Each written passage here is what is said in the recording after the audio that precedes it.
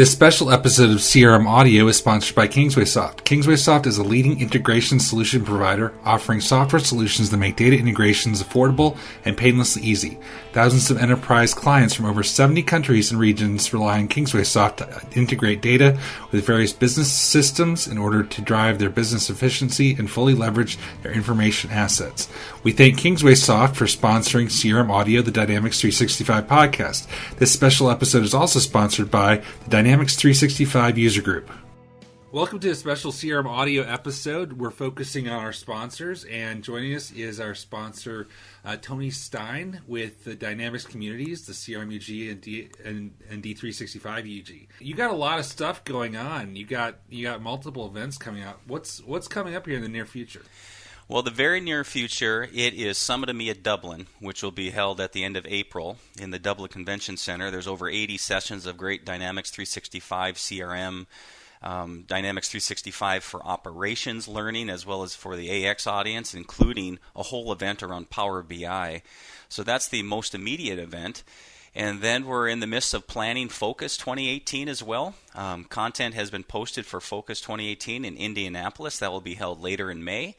And right now, from an event perspective, we're in the call for proposals for the marquee event of the year called Summit 2018, Summit Phoenix, which is the big event in October that we've traditionally had over the last 10 years.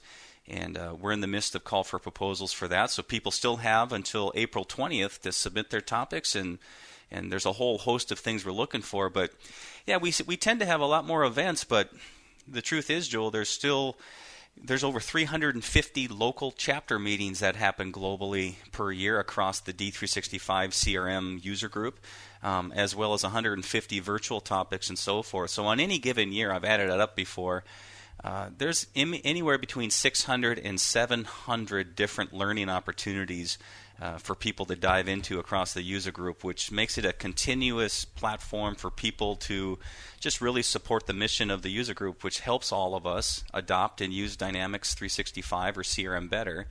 And that's what we're here to do, and that's why there's so much activity, because there's just a lot of people out here that need to touch the application in different ways. People prefer to learn differently, whether it's virtually or online or at an event. And so it's a continuous kind of event cycle, really.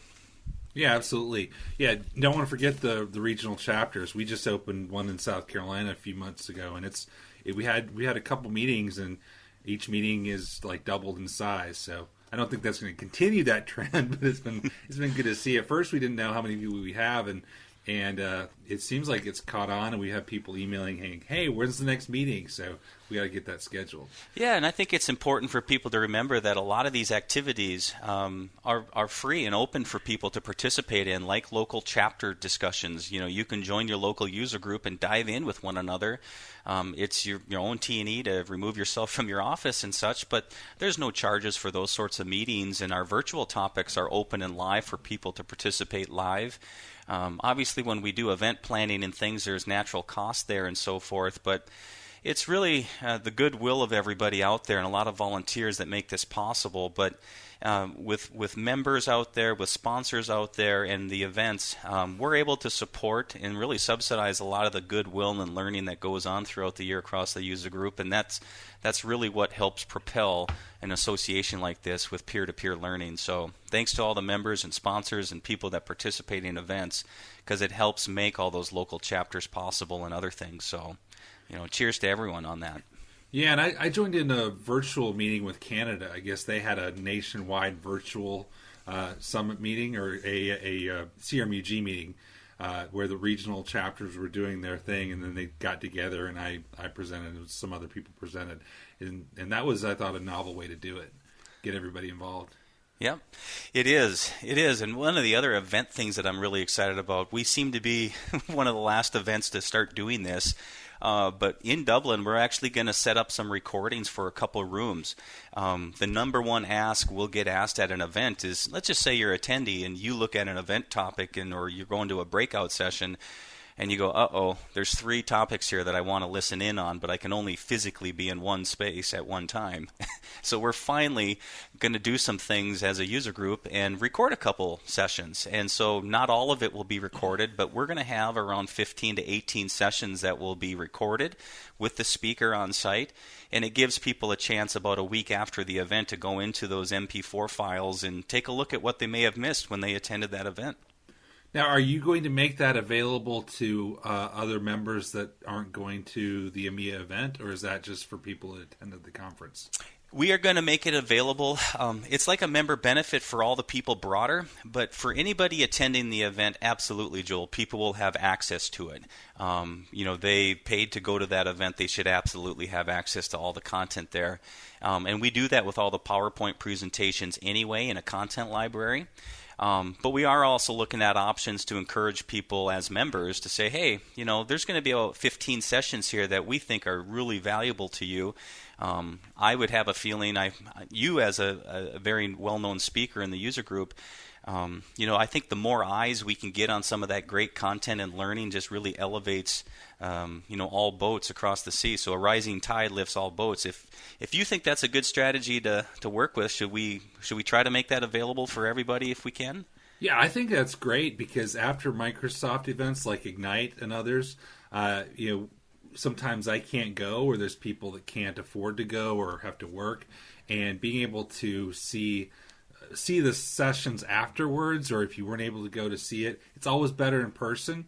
But if you can't go and you hear all this buzz, I always get kind of sad when I'm not at an event and I see all these tweets going by like, oh, Matthew Barber just said such and such, or you should have heard what George Dubinsky just said about developers, and then I can't see the session. It's kind of I kind of pause those feeds, but if I could read those and then know I could go watch a recording of at least some of the big ones, that would be good.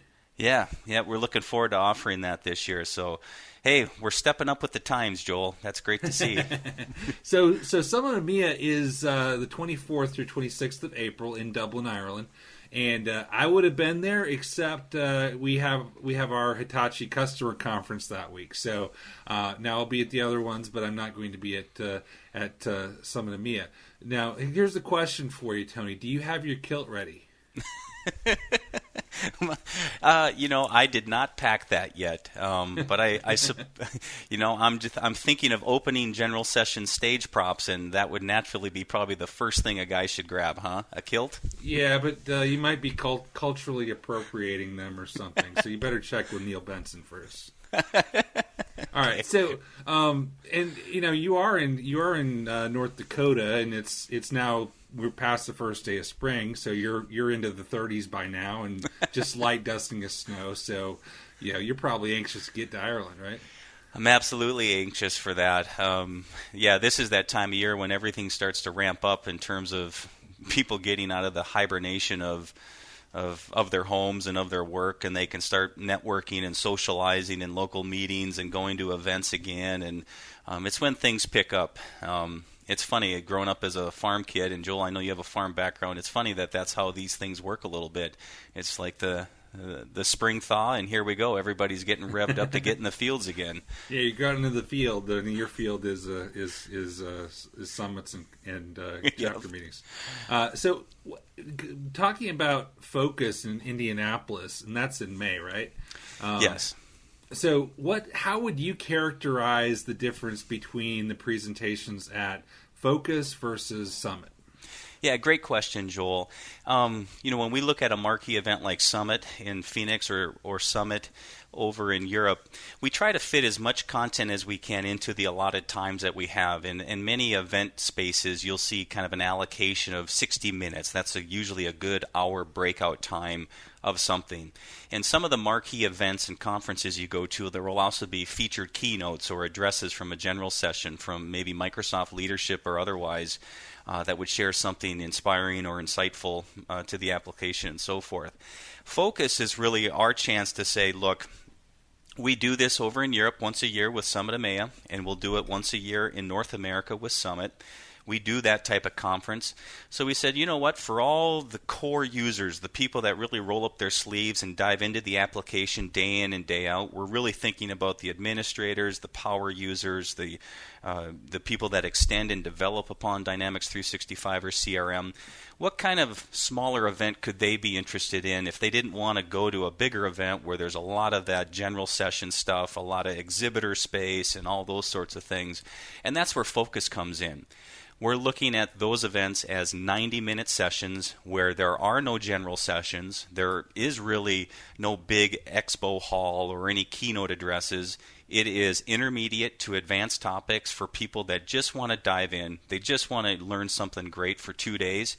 And it doesn't have to be overly fancy or too cute. You just dive in and learn from one another, ask questions, and network, and that's all it is. And it's a 2-day event. So if that kind of generalizes the differences, that's how we kind of envisioned it when we proposed it.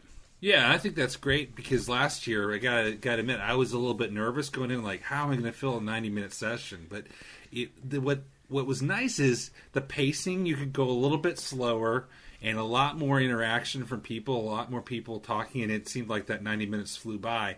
And then to go to Summit to do a 45 to 60-minute session, it just felt like I was having to rush through everything. Yeah, that can happen, and that's probably why we want to do these once in a while like this in particular. And Focus will, it's not as large of an event as we'll see in Phoenix or in EMEA. So you'll have both events may serve different audiences in different ways. There'll be certainly more content in Phoenix with our CFP process that's still open. We will get anywhere from 200 to 400 submissions of topics and content that people may want to dive into, and we will have over 200 sessions of great content for people to choose from and go spend their time in Phoenix. Focus will be a smaller venue, a little smaller event. It'll be more targeted, and the sessions will have probably 20 to 50 people in them maximum, so it will be a little more intimate and a chance for more of that conversational-based deep dive learning. And that's kind of probably the subtle differences between the events. But, we still try to make Summit North America and Summit Europe, even as the events have grown and gotten bigger, we try to add more space. We're looking for more real estate all the time because I think one of the marquee things of user group events is that there's still enough people in a room where you can feel empowered to ask questions and make it conversational without it feeling like you're one in a room of 400 people. So we're going to do our best, as best we can anyway, to make sure that there's still a level of intimacy in all of our events where people feel like they can ask questions and they're not lost in a sea of too much, if that makes sense. Yeah, that makes a lot of sense. So we have the call for proposals open for CRMUG Summit in North America in the fall in Phoenix, and that's open. Is it the 19th or the 20th of April? I think is when that's cuts off. It is. You can go to crmugsummit.com, and on the main page or in one of the drop downs as well, you'll see a call for proposals button. And right now we're looking at 14 different tracks of guidance around administration, development, leadership, professional development, sales, mobility, user adoption, marketing, customer service. And we're introducing a couple new things, which I think speaks to some of the enhancements and things you're learning as a MVP and otherwise, Joel. Things that are happening to the platform in the cloud as well as connected services like Power Apps, Flow, and all of that. I think you'll see more emerging topics on some of those tools and some of the investments Microsoft's making to make life easier for all those Dynamics users out there. So with what you've seen come in so far, do you have any areas that you wanted to call out that, hey, we're getting a lot in this area, we could use more in this other area? Any specific things that would be good to if somebody's torn between a couple different topics? What are the areas that you have the biggest need for right now? Well, that's a good question. As you record this podcast, we're here in late March. We have about 40 submissions in thus far. We could use more case studies and user testimonials on things with upgrades and implementation, as well as those two tracks I mentioned earlier around the cloud platform or connected services that complement Dynamics 365 or CRM.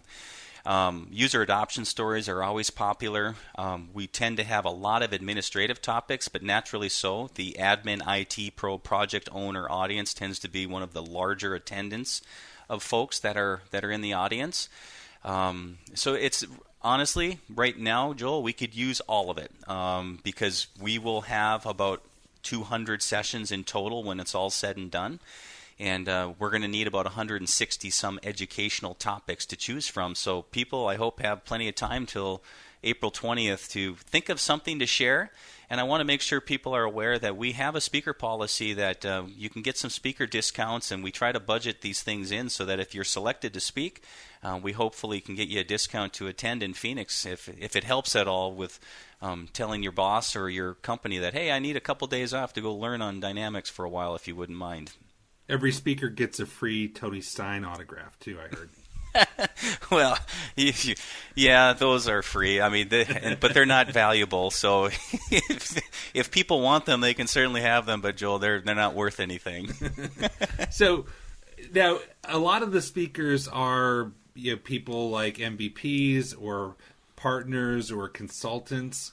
I mean, but some of the best sessions, I think, since this is the user group, come from actual users and customers telling their stories.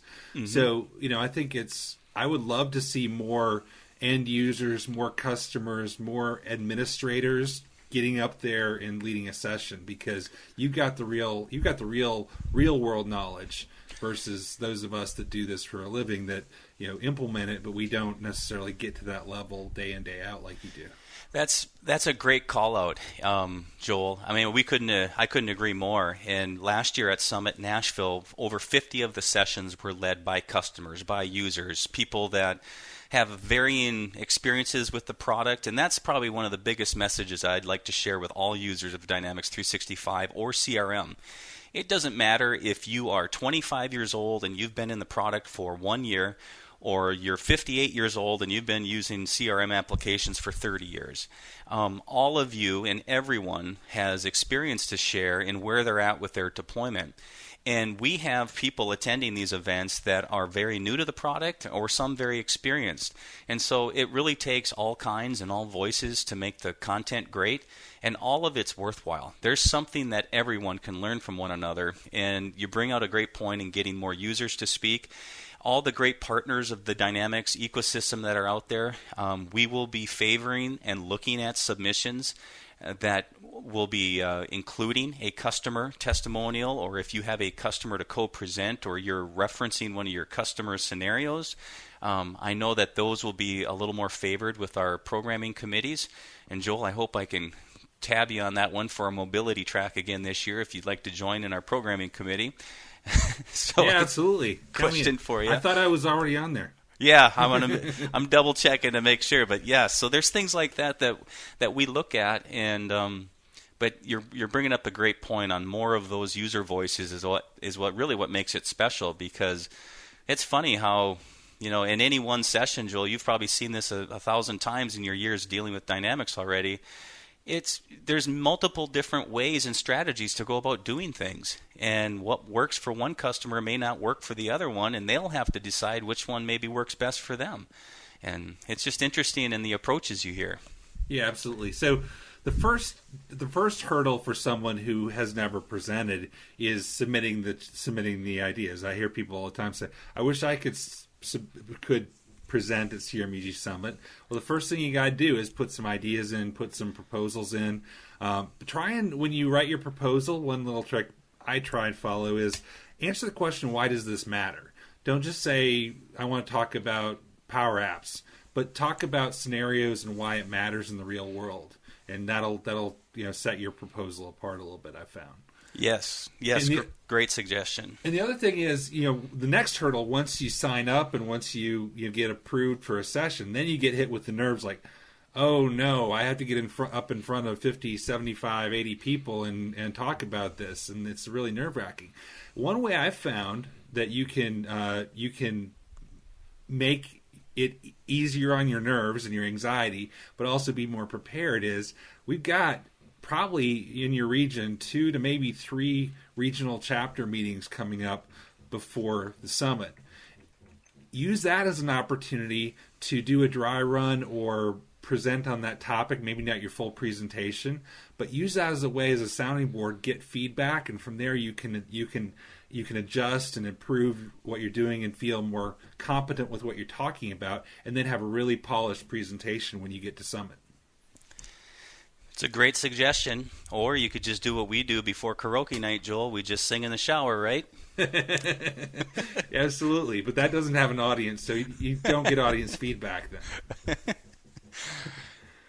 So I guess final question, and this is still fairly new, so you probably haven't fully thought this out, but one thing I was struck at with the recent announcement for the Spring Wave is this really is accelerating the blurring of the lines between all the different UGs. So, for example, we learned that the CDS 2.0, the new generation of the Common Data Service, is basically your XRM platform and database. So it's not a separate thing anymore, which means that your CRM, or Dynamics 365 Customer Engagement Database, is now your Common Data Service database, which also means Power Apps is the same platform now as Dynamics 365.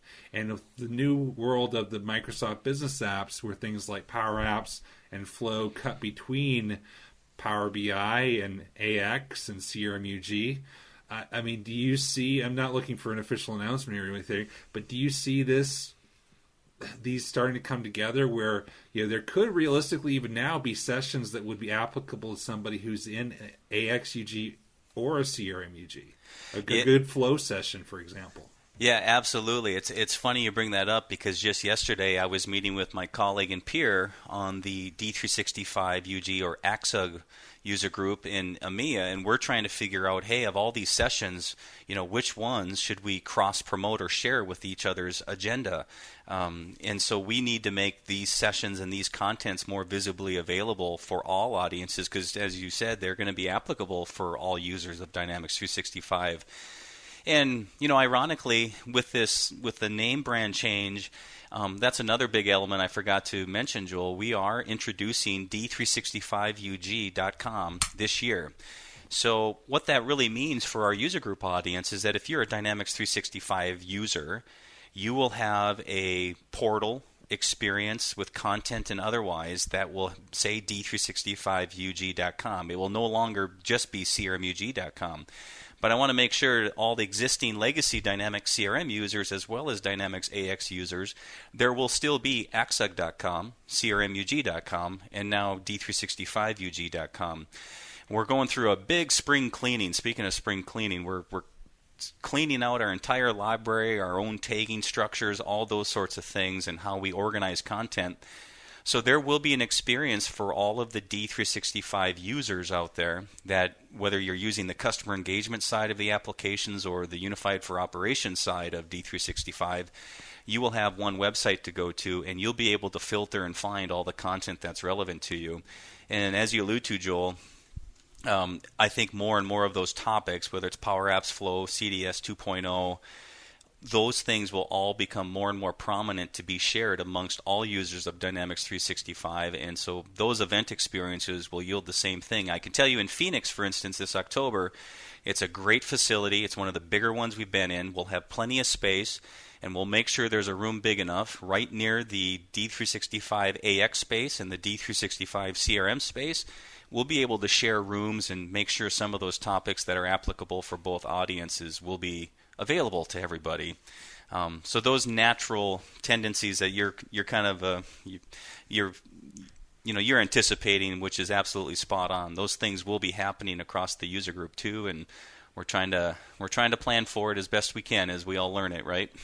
Right. And that was one of the things that was refreshing about MVP Summit this year. This was the first year they had both AX and CRM MVPs in the same room for a good part of it, and that was great because they got to meet a whole slew of new people, and they had a great energy and excitement about that. Now their focus is a little bit different, but yeah, I think the more we can get those get the groups together on areas where it makes sense. It doesn't make sense on everything. I mean, you don't want.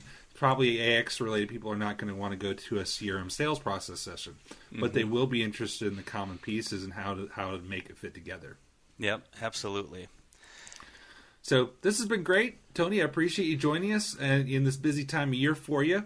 And I just want to say thank you again for sponsoring CRM Audio. You, along with our other sponsors, make this possible and make us able to keep going with this. So we really appreciate it. Yep, appreciate you as well, Joel. Thanks for everything.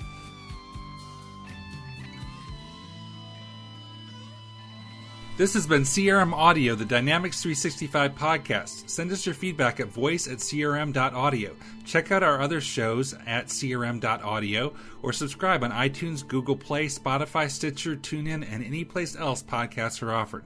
This podcast is a production of Dynamics Podcast, LLC.